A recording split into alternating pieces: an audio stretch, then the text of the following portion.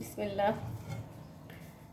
আমি চিতল মাছের তরকারি রান্না করবো। এই জন্য চিতল মাছ হলুদ দিয়ে আর হলো লবণ দিয়ে মেখে রেখেছিলাম। এখন আমি মাছগুলোকে ভেজে নেব।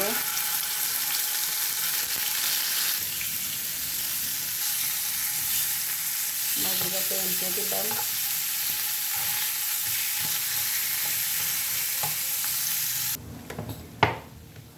রান্না করার জন্য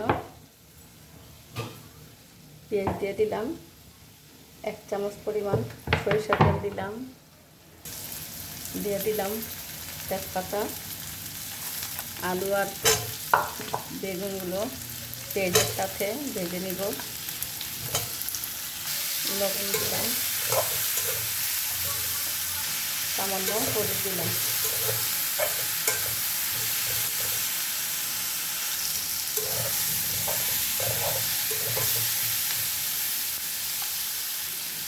দেড় চামচ পরিমাণ আদা রসুন দিলাম, 1 চামচ মরিচের গুঁড়া, আধা চামচ হলুদের গুঁড়া।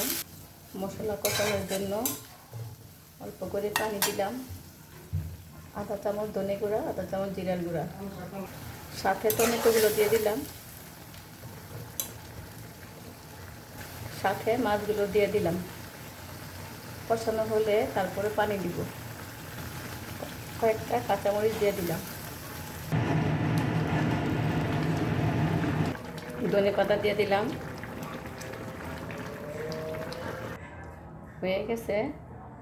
বেগুন আর হলো আলু টমেটো দিয়ে চিতল মাছ রান্না।